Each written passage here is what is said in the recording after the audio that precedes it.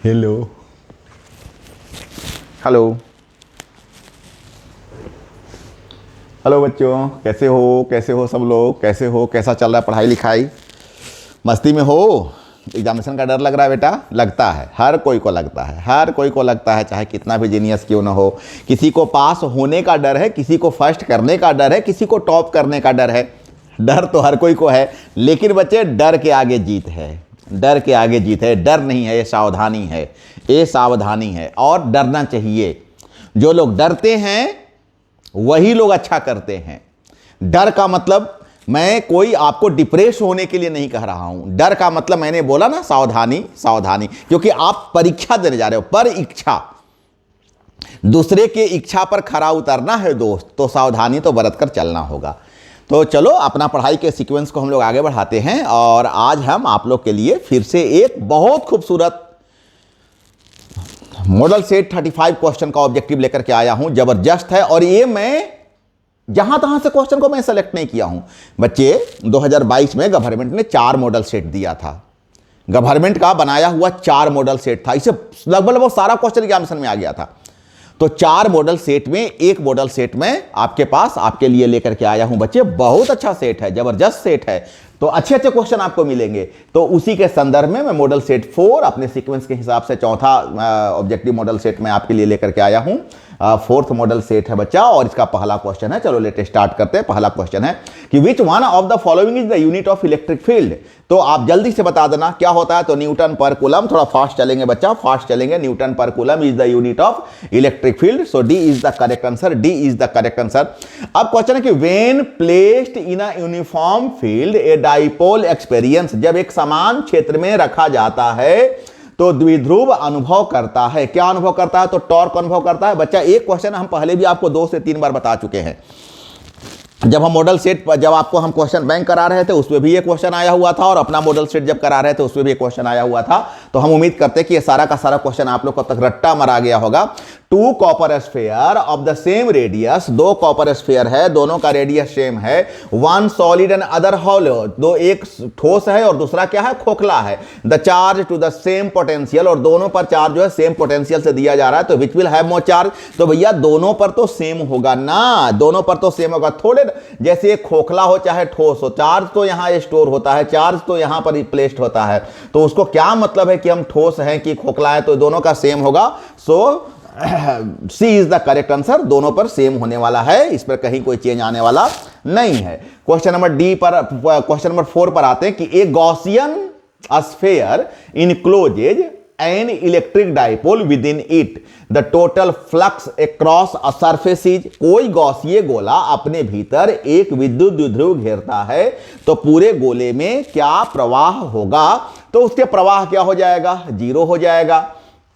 क्योंकि चार्ज को आप कहां रख रहे हो? तो विद इन इट रख रहे हो, तो इसके भीतर थोड़े ना चार्ज होगा। इसका मतलब है कि अब क्या विद्युत द्विध्रुव घेरता है, तो विद्युत द्विध्रुव का मतलब प्लस क्यू और माइनस क्यू, इसका मतलब टोटल चार्ज कितना हो गया? 0 हो गया। और चार्ज ही अगर 0 हो जाएगा तो वहां पर जो फ्लक्स जो होगा, टोटल फ्लक्स होगा, वो कितना हो जाएगा? 0 हो जाएगा। अब आ जाइए क्वेश्चन नंबर 5 में कि एक सॉफ्ट बबल है। ये तो मैं एक क्लास पहले भी आपको बता चुका हूं, जस्ट एक क्लास पहले मॉडल सेट 3 में भी एक क्वेश्चन था। यही होता है ना बेटा, इतने सारे क्वेश्चन हम लोग पढ़ लिए कि क्वेश्चन हम लोग कुछ ना कुछ तो रिपीट मिल ही जाएगा। कितना भी सेलेक्ट करिए, क्वेश्चन तो रिपीट मिल ही जाता है। और यही तो पढ़ाई की खूबसूरती है कि जैसे जैसे हम नंबर ऑफ सेट्स करते जाते हैं, जैसे जैसे हम नंबर ऑफ क्वेश्चंस को करते जाते हैं, वैसे वैसे फिर क्या होता है, एक बार एक समय के बाद ज्यादा से ज्यादा क्वेश्चन हम लोग को, इसी को जो रिवीजन कहते हैं, ज्यादा से ज्यादा क्वेश्चन हम लोग को सेम मिलने लगता है। और फिर हम लोग को मजा आने लगता है कि अरे ये तो पढ़ा हुआ था, अरे ये तो पढ़ा हुआ था। और आप बिलीव कीजिए एग्जामिनेशन में भी आप लोग का सारा क्वेश्चन ऐसा ही आने वाला है कि अरे ये तो पढ़ा हुआ था, अरे ये तो सर वहां बताए थे, है ना। तो एक सॉफ्ट बबुल है, is given negative charge, then its radius क्या हो जाएगा? साबुन के बुलबुले पर अगर ऋणात्मक आवेश हो तो इसकी त्रिज्या क्या हो जाएगी? तो भैया चार्ज कीजिएगा, आप इसको चार्ज कीजिएगा तो इसका रेडियस क्या हो जाएगा? इंक्रीज कर जाएगा। इसका रेडियस क्या हो जाएगा? इंक्रीज कर जाएगा। So yes, B is your correct answer, B is your correct answer. Charge कीजिएगा तो क्या हो जाएगा? बबल क्या हो जाएगा? थोड़ा फैलेगा तो उसका रेडियस क्या हो जाएगा? इंक्रीज कर जाएगा। अब क्वेश्चन नंबर 6 पर आइए, थोड़ा न्यूमेरिकल बेस्ड क्वेश्चन है कहता है कि 2 पॉइंट चार्ज एक 3 माइक्रोकुलम का, एक ध्यान दीजिएगा, एक -3 माइक्रोकुलम का है और -3 माइक्रोकुलम का, और दूसरा है 8 माइक्रोकुलम का। अट्रैक्ट ईच अदर विथ और फोर्स यहां पर दिया हुआ 1 न्यूटन। अब कहता है कि +5 माइक्रोकुलम, इसमें भी +5 माइक्रोकुलम चार्ज को ऐड कर दिया जाए, इसमें भी +5 माइक्रोकुलम को चार्ज को ऐड कर, तो ये हो जाएगा 2 माइक्रोकुलम और ये हो जाएगा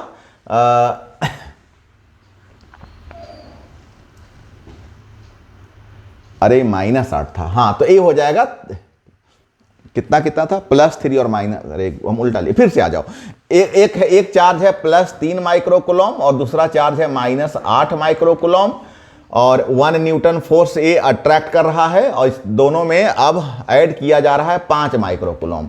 तो हमको पहले ये बता दो कि जब इतना है तो कितना फोर्स, तो F = हो जाएगा K × 3 × -8 और R को R रहने दो, और इसका वैल्यू, इसका मतलब हो गया कि -24K/r², और इसका वैल्यू कितना दिया हुआ है, 1 दिया हुआ है। चलो बहुत अच्छा। अब तुम क्या करो कि दोनों में 5 ऐड कर दो। ये तो हो जाएगा 8, लेकिन इसमें 5 ऐड करोगे तो हो जाएगा -3। इसका मतलब पलट गया कि जो 3 था, -3 था, वो 8 हो गया, और जो -8 था वो क्या हो गया, 3 हो गया।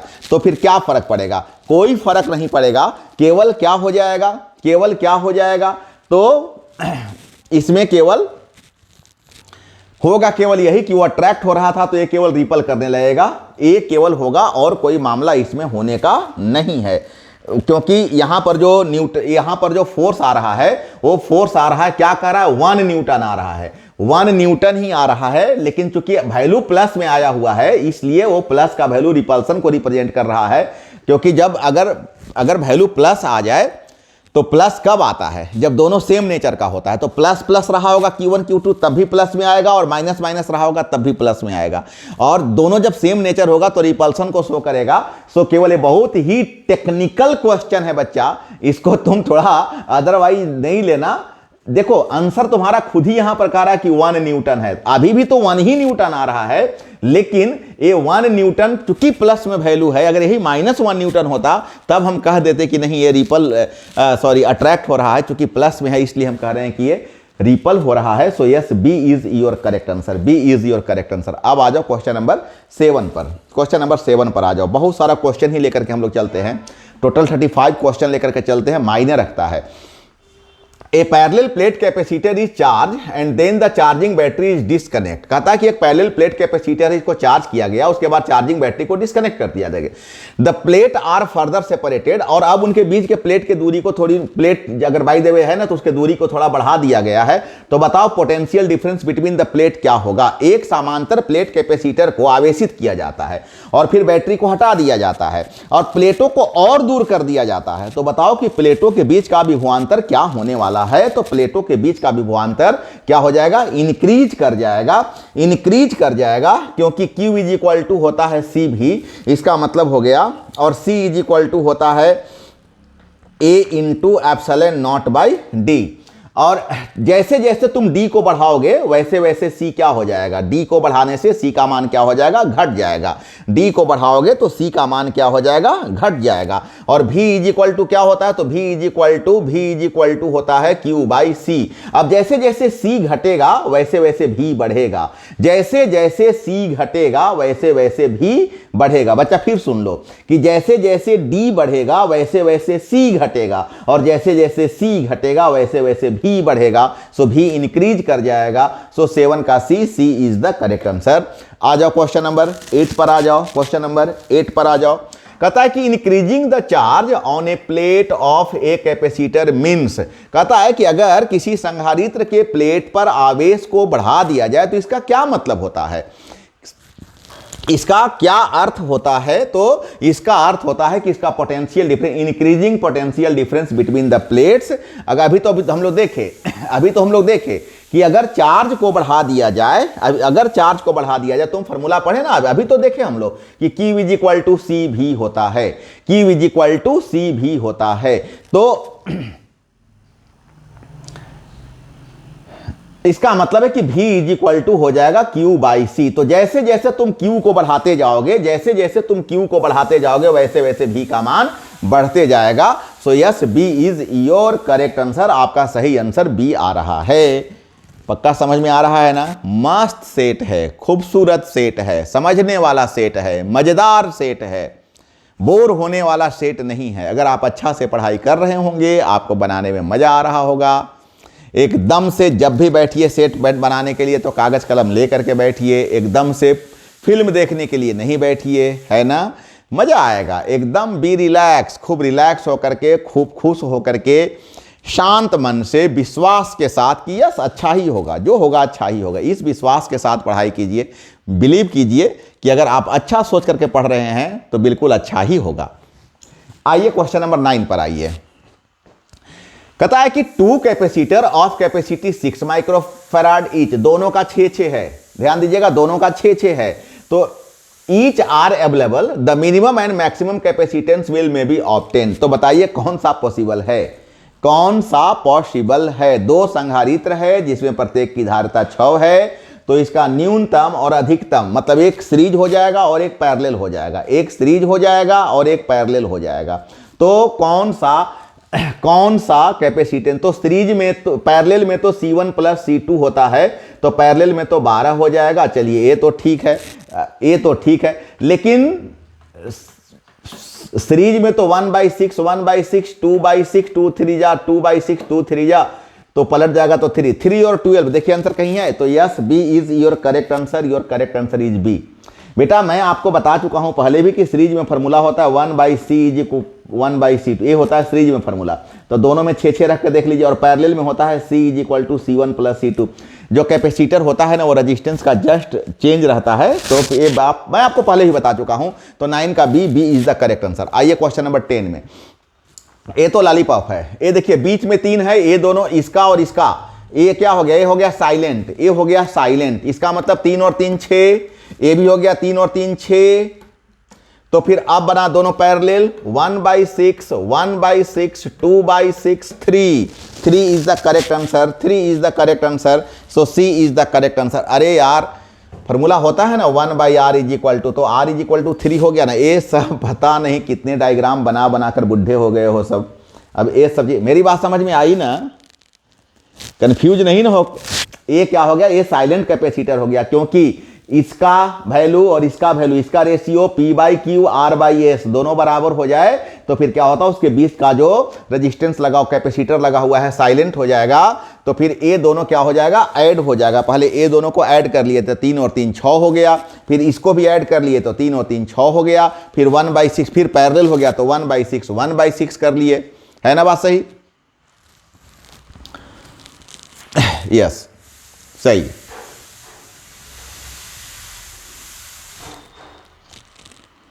एकदम करेक्ट है। तो 3 is the correct answer. So yes, C is the correct answer. आ जाओ। If a dielectric be introduce between the plates of a parallel, ये तो पहले ही बता चुके हैं कि यदि एक समांतर प्लेट संधारित्र के प्लेटों के बीच में अगर एक डाई इलेक्ट्रिक डाल दिया जाए, परावैद्युत डाल दिया जाए, तो उसकी धारिता का मान क्या होगा? तो ये तो एकदम रट्टा मार लीजिए कि उसकी धारिता का मान क्या हो जाएगा। तो उसकी धारिता का मान बढ़ जाएगा।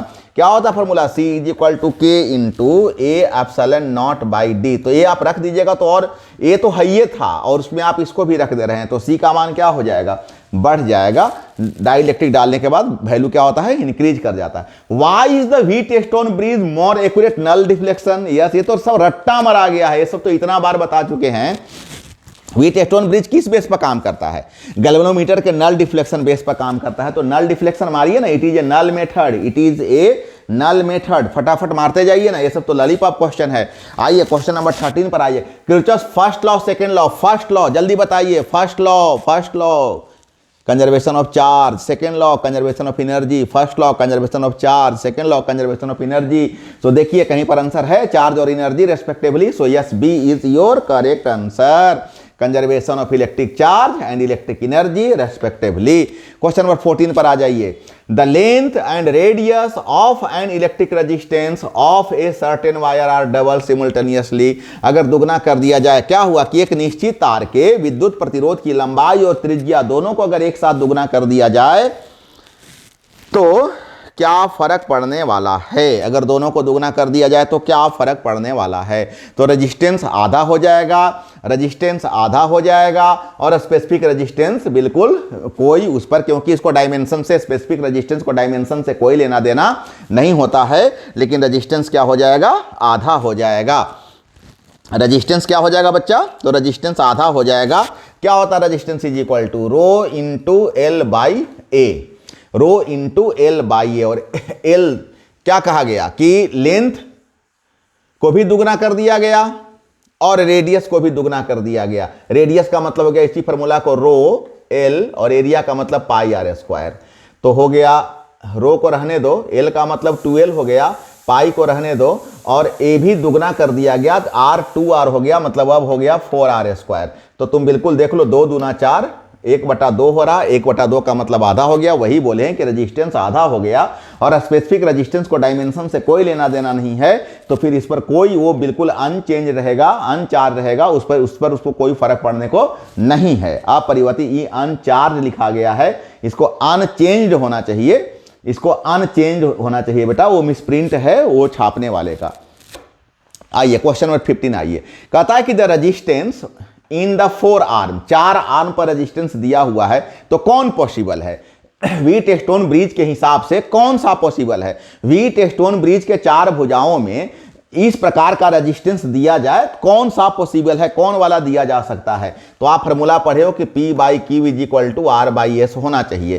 तो ये 1/2 3/4 नहीं, ये 2/2 3/4 नहीं, ये 3/3 नहीं, बिल्कुल नहीं, ये 4/4 1 4/4 1। सो यस, ये last is the correct answer, last is the correct answer, A B C D, A B C D। So D is the correct answer, एक करेक्ट आंसर होगा, क्योंकि ये जो चारों है ना, चारों 4 दिया हुआ है, तो इसका जो रेशियो होने वाला है, तो ये 4-4 का रेशियो भी 1 हो जाएगा, ये 4-4 का रेशियो भी 1 हो जाएगा। P और सब 4-4 दिया हुआ, तो ये भी 1 हो जाएगा, और ये भी 4-4 है तो ये भी 1 हो जाएगा, और जब दोनों बराबर होगा वही उसका करेक्ट आंसर है। So D is the correct answer. अब आ जाओ तुम नेक्स्ट क्वेश्चन पर, अब तुम आ जाओ क्वेश्चन नंबर 16 पर, फटाफट चलते जाओ। A wire P is half the diameter, half the diameter, diameter का आधा, and half the length of a wire Q of similar material, उसी मटेरियल का बना हुआ है, तो the ratio of resistance P and Q, 2 तार है, एक तार P है, एक तार Q है,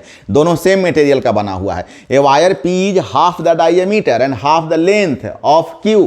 चलो बहुत अच्छा, तो तुम फॉर्मूला जानते हो कि R इज इक्वल टू होता है rho into L by A, मतलब हो गया rho into 4l by pi D square, pi D square. अरे होगा ना, अरे पगला, ये पाई आर स्क्वायर होता है, और रेडियस को तोड़ दो d/2 और स्क्वायर कर दो, तो डी स्क्वायर तो रहेगा, 2 का स्क्वायर 4 ऊपर चला जाएगा।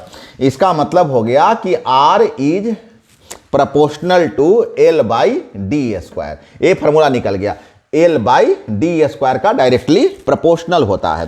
तो फिर तुम कर लो ना, R P by R Q करके देखो क्या हो जाएगा, एल पी, लेकिन प्रोपोर्शनल है तो ये हो जाएगा डी क्यू का स्क्वायर, और हो जाएगा एल क्यू, तब हो जाएगा डी पी का स्क्वायर। अब ये इन्वर्सली प्रोपोर्शनल फॉलो कर रहा है।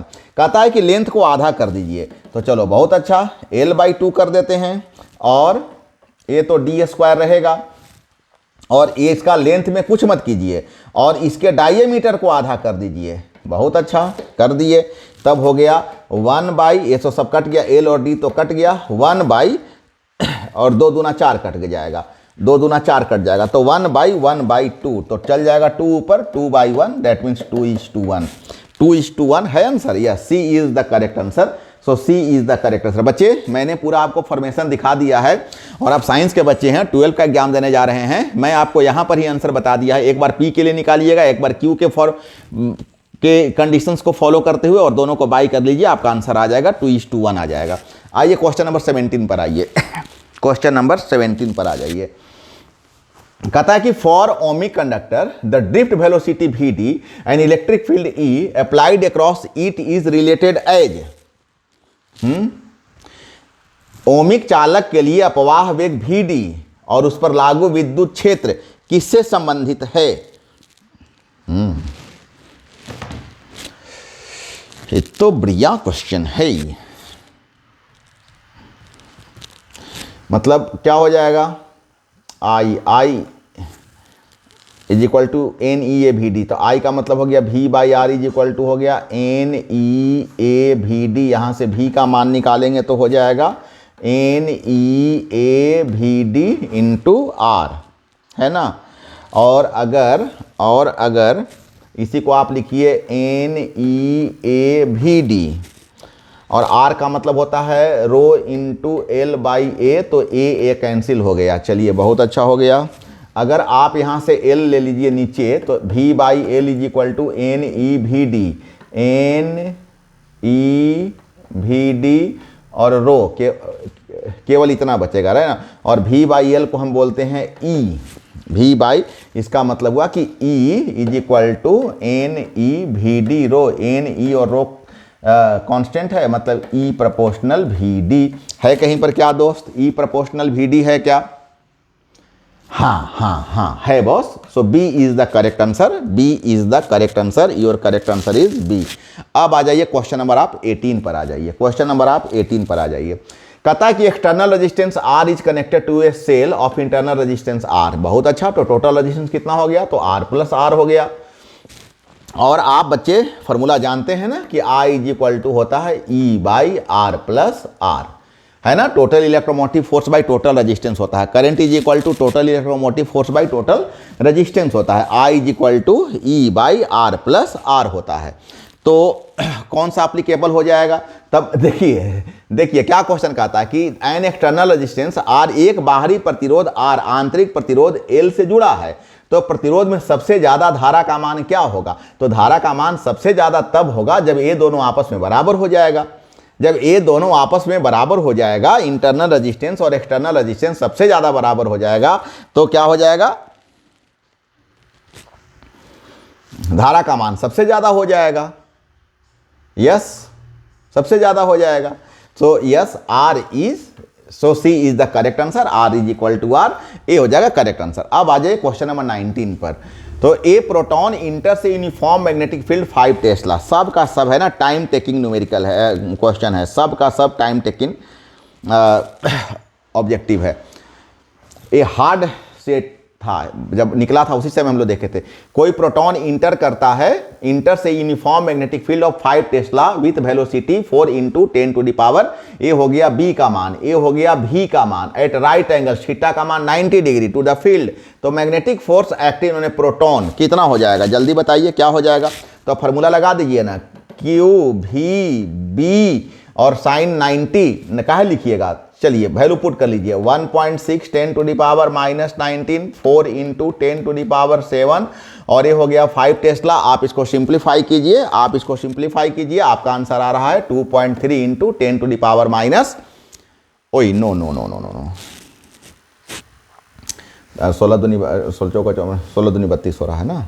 सॉरी, ए आ जाओ, तुम मिट जाओ, तुम भी मिट जाओ। Yes, B is the correct answer, B इसका आंसर आ रहा है। अब बोलिए, दो लॉन्ग, ए तो बिल्कुल बताने के लायक नहीं कि 2 long parallel wire each carrying a current of 1 ampere in the same direction are placed apart, the force of attraction. ये तो सबको याद होगा, लेकिन अगर बाय द वे किसी बच्चे को याद नहीं है तो फॉर्मूला हम लिख रहे हैं μ0/4 पाई 2 I1 I2 बटा आर स्क्वायर। ए हो गया 4 into 10 to the power minus 7,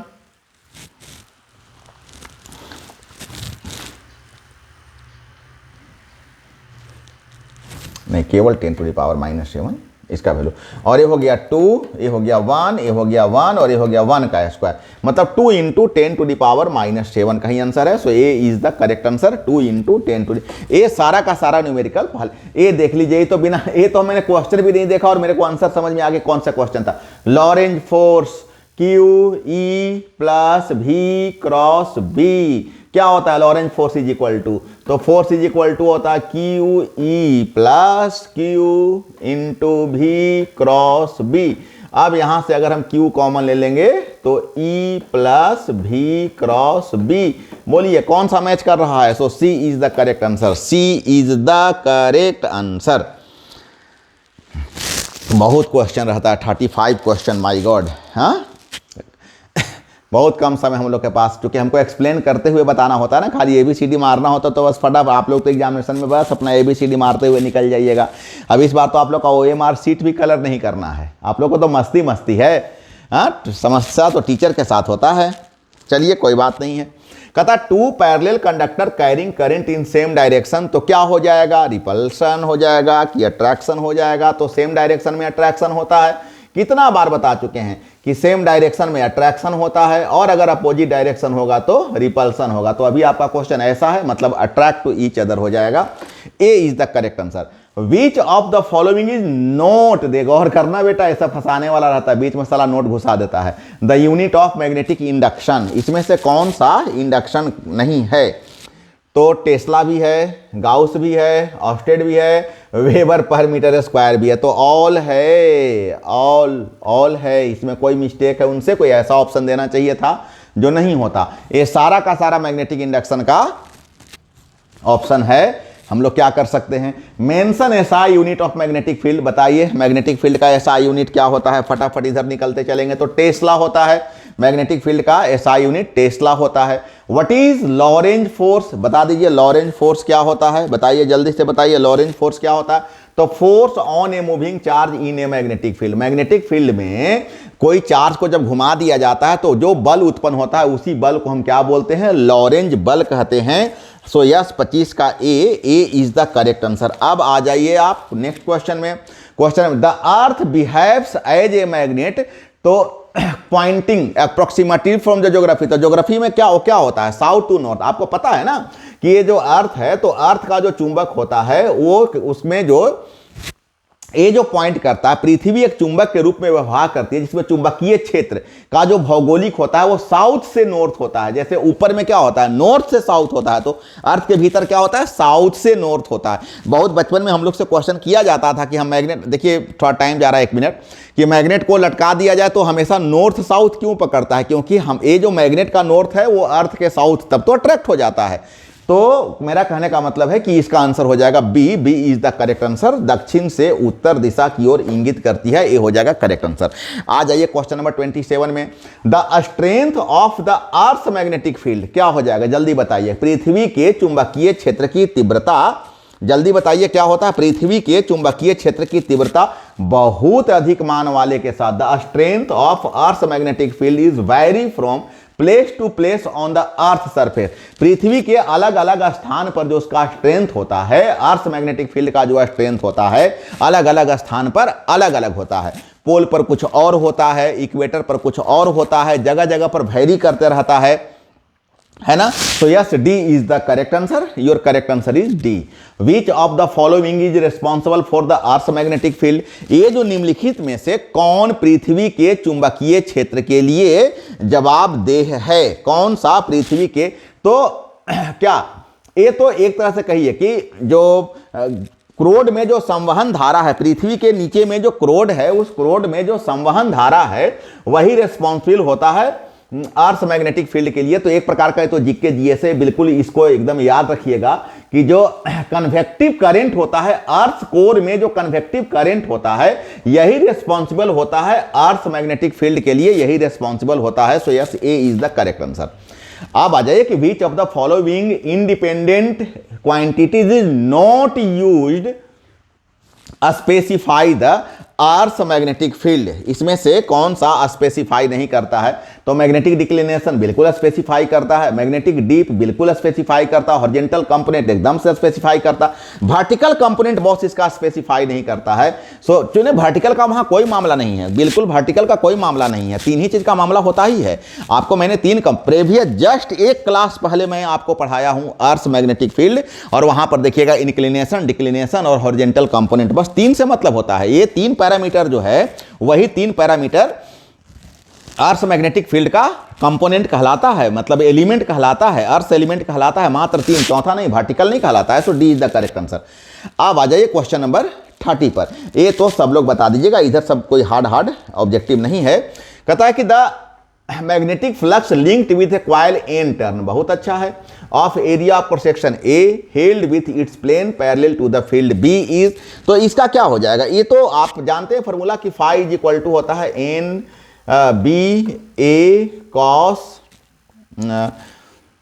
N B A cos 90। तो कॉस थीटा कॉस 90 का मान हो जाएगा 1। So N B A, B is the correct answer, B is the correct. Cos N B A sine theta होता है boss, N B A sine theta होता है, sine theta. Sorry रे, ये क्या बोलता पिकअप में बोला गया। N B A sine theta होता है और साइन 90 का मान एन बी ए साइन नहीं कॉस थीटा होता है। एन बी, एक बार फॉर्मूला याद कर लेने दो। फ्लक्स है ना, तो फ्लक्स में कॉस होता है, फ्लक्स में कॉस होता है बॉस। एक minute, N B A cos 90 और कॉस 90 का मान 0। So yes D is your correct answer boss. Sorry. So yes D is your correct answer. 30 का D, D is your correct answer. अब आ जाओ 31 पर। The role of inductance is equivalent to, the role of inductance is equivalent to, किसके बराबर, किसके जैसा role करता है? तो इनर्शिया के जैसा रोल करता है। जो इंडक्टेंस है, जो अधिष्ठापन की जो भूमिका होती है, वो किसके तुल्य होती है? तो वो तुल्य होती है, जड़ता के तुल्य होती है। तो ये जो रोल करता है इनर्शिया के जैसा रोल करता है। अब देखिए, एक्सप्लेन करने का वक्त उतना ज़्यादा होता नहीं है क्योंकि 35 क्वेश्चन है, समय ऐसे तेजी से भागे जा रहा है कि मैं क्या बताऊं। अभी बहुत सारे काम करने हैं, तो मैं भी निकलते जा रहा हूं, आप लोग भी थोड़े से। अब एग्जाम के टाइम में तो ऐसे ही पढ़ाई होता है। 2 identical coaxial coils P and Q carrying equal amount of current, दोनों P और Q दोनों equal amount of current carry कर रहा है in the same direction are brought nearer. The current क्या होता है? E is equal to D phi by D T.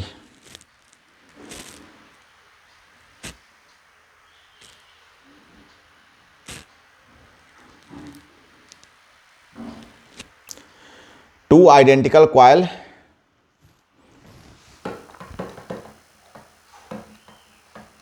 यही होता है ना। Two identical coil P and Q carrying equal amount of current in the same direction are brought nearer. The current in P increases while Q decreases. Q increases while P decreases. Both P and Q increases, both P and Q decreases.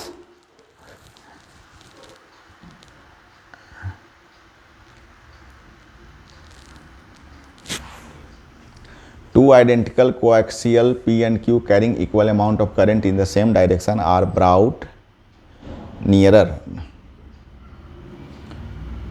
तो P जब increase करेगा, दोनों increase कर जाएगा। शायद सी। बच्चा एक बार इसको देख लेना, शायद दोनों को इंक्रीज करना चाहिए, दोनों को इंक्रीज कर जाना चाहिए, दोनों को इंक्रीज कर जाना चाहिए बच्चे। एक बार इसको देख लेना, नहीं होगा तो सर्च कर लेना, इसमें टाइम हम नहीं अब देंगे, थोड़े से कंफ्यूज है। तो direction of current induced in a wire moving in a magnetic field is found. चुंबकीय क्षेत्र में गतिमान तार में प्रेरित धारा की दिशा का उपयोग करके पाया जाता है। क्या पाया जाता है? जल्दी से बता दो क्या पाया जाता है। तो ये तो फ्लेमिंग राइट हैंड रूल्स है दोस्त, ये तो फ्लेमिंग का दायां हाथ का नियम है। Direction of current induced wire moving in a magnetic field is found. तो करंट तो किससे फाइंड किया जाता है? तो फ्लेमिंग के दाएं हाथ के नियम से फाइंड किया जाता है। So yes B is the correct answer. Lenz law is consequence of law of conservation. Lenz का जो नियम है वो conservation of energy. Yes B is the, एकदम याद रखना, लेंज का नियम कंजर्वेशन ऑफ एनर्जी, ऊर्जा संरक्षण के सिद्धांत पर आधारित है। Length law is the consequence of law of conservation of energy. and last question, अरे वाह ये तो बहुत अच्छा है। तो ये घूमेगा ऐसे, तो ऐसे घूमने का मतलब एंटी क्लॉक। सो तो बिना सोचे मार दो एंटी क्लॉक। करंट ऐसे जा रहा है ना, करंट ऐसे जाने का मतलब हुआ कि ऐसे ऐसे घूम रहा है, तो घड़ी तो ऐसे चलती है और ये चल रहा है ऐसे। So anti clock B in a given figure current A to B in a straight line is decreasing, decrease कर रहा है। तो द डिक्रीज कर द इंड्यूस्ड करंट क्या हो जाएगा, लूप का उल्टा हो जाएगा। So yes anticlockwise. So B is the correct answer, your correct answer is B. तो बच्चे ये आज का अपना एक लंबा सा सेट था 35 क्वेश्चन का, जो मेरे लिए चैलेंज था इतने कम समय में निकाल लेना। तो मैंने बच्चा कम समय में, इतने समय में मैंने इस पूरे के पूरे सेट को आप लोग को बताया। बहुत अच्छा सेट था, मस्त सेट था, बनाने में बड़ा अच्छा लग रहा था। एक क्वेश्चन में थोड़े कन्फ्यूजन है, उसको तुम लोग देख लेना, थोड़े गूगल वगैरह सर्च कर लेना।